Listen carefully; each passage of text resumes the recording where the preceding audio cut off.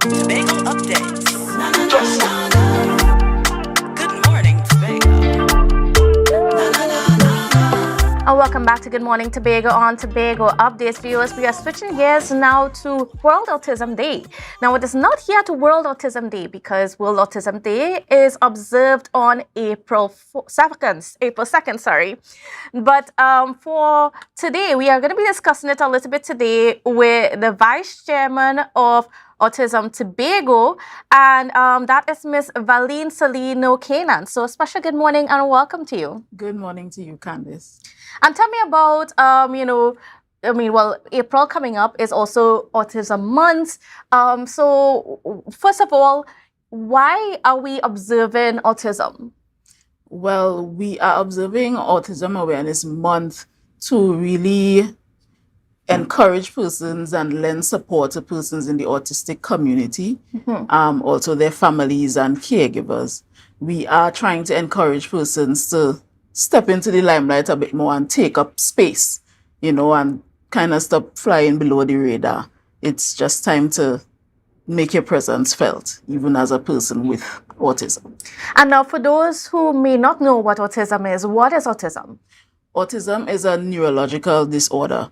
So it impacts learning and socialization and sensory awareness and things along that. It's not necessarily something that's visibly noticeable on persons. So persons tend to look normal and neurotypical, but there are certain challenges that they tend to face on a neurological level.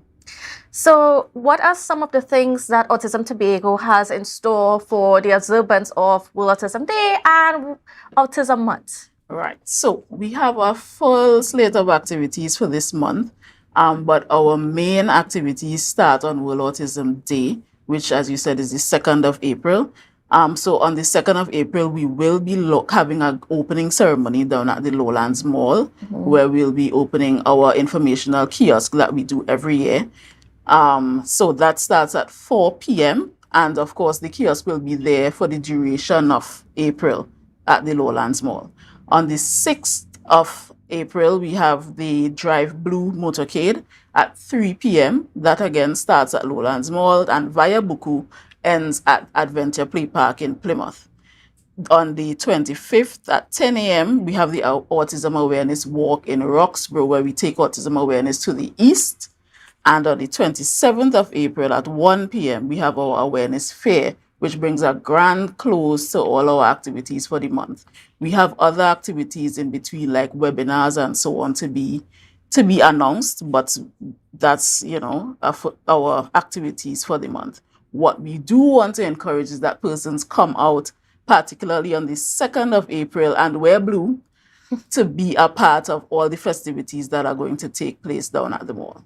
Certainly. And give us an idea of how many people or how prevalent is autism among the population in Tobago? Well, we would say in the hundreds. The thing is, the challenge that we face is that we are in the process of accumulating the data, because a lot of times the cases go unreported or underreported. So it's a figure that's constantly changing.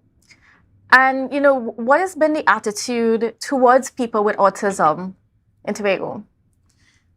Well, you know how we could be sometimes. A lot of times when we don't understand things, we tend to mislabel things inappropriately. From my experience, we have observed, a lot of hands-off kind of thing. But again, with organizations like Autism Tobago, I've seen a big change in that because I am new to this. My son is only 4 years old. And so, I've joined Autism Tobago maybe a year or two now. So I'm getting a handle on everything. And as I said, with organizations like ours, it really allows people the opportunity to get that support and, not shy away from the diagnosis and become more accepting of what the realities are for your charges and, other loved ones that have autism. Now, what would you suggest are some of the things that we need to do within our society or we need to adjust within our society to better cater to children with autism? Ooh, that's a whole other interview. But, again, we've prompted things like inclusion. Inclusion is always a big word, is a big tag word for us in this time.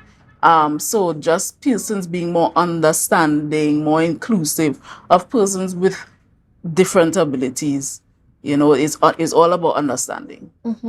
And are you finding that, even through education and so on, through the schools, that there are some changes happening where our institutions are concerned to better accommodate children with autism? Probably not as quickly as we would like. Not as quickly as we would like, but things like that obviously takes time to implement. So, it will take training of staff and making people more aware of what's going on. And again, all in the line of acceptance and awareness, so it starts with that. And I think once persons get more involved, it opens them up more to being willing to facilitate persons with autism. How do you identify someone with autism? Well, the traits aren't always the same. So typically a person or a child may be diagnosed from anywhere around 2 to 4 years old. They'll start showing signs and traits. So it's no two persons' symptoms are really the same. So you'd find that they may be nonverbal. So they may not speak at all. They may just repeat certain words or phrases or syllables. They may get agitated and flap their hands or tap their heads. Children like that tend to enjoy spinning a lot, getting set or set into a routine. So once you disturb a routine, they're not necessarily comfortable with those kinds of things. It's a whole range of both physical and non-physical traits. And how does Autism Tobago support parents with children that have autism?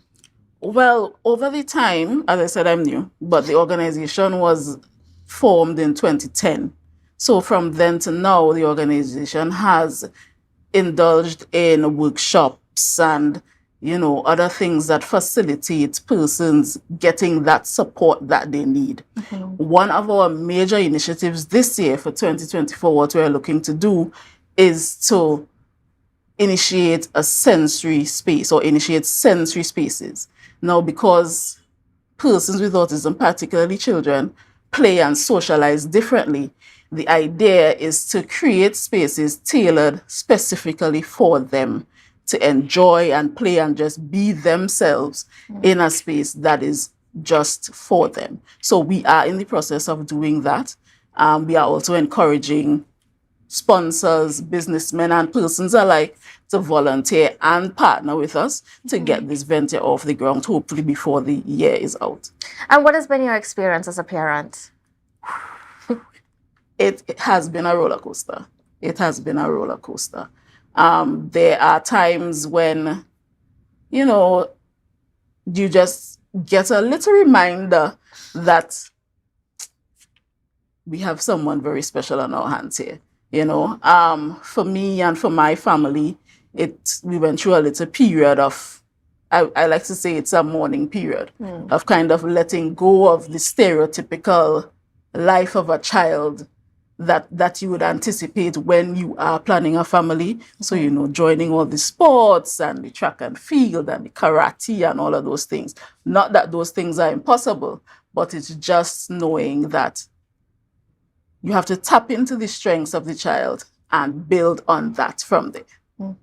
So what would you like to say to the public about autism? Make yourselves aware. Make yourselves aware. Be more understanding. Even me, before having children, I would have probably just brushed over things or, again, made incorrect assertions or say incorrect things without knowing what person's experiences really are. So it's all about making yourself aware, getting informed, being appreciative, and also being accepting of persons who are not neurotypical. So now I guess it's a good way to remind our viewers now some of the activities that are coming up that they can get involved and then they can find more information Yes. about autism. Yes, definitely. So again, we will be at the mall for all of April 2024 with our informational kiosk. We have our Drive Blue coming up on the 6th of April from 3 p.m. Decorate your cars in blue. Come out, join us. We will be leaving Lowlands Mall at 3 and ending at Adventure Play Park in Plymouth. The Autism Awareness Walk in Roxborough. So it's not just down in the west, we're taking it to the east as well for the Awareness Walk in Roxborough. On the 27th of April, we have our Awareness Fair, bringing all our events to a grand close. Also, don't shy away from joining in on our webinars and stuff. It is for everyone. And that's probably one of the best places to get information about autism. And then how can they get connected with Autism Tobago? Well, we are on Instagram. We also have phone numbers here. 639-6688, 639-8065. We have our email as well, autismtobago@gmail. And it's always easy to connect with us on Instagram. All right, great. I want to thank you so much, Ms. Canaan, for being on with us and for sharing us your insights into autism. And best of luck for Autism Month. And I guess happy Autism Month. Yes, Autism Day. Thank you. All right, Thank great. you. Thank you so much. And viewers, please don't go anywhere because we have a lot more coming up for you on GMT.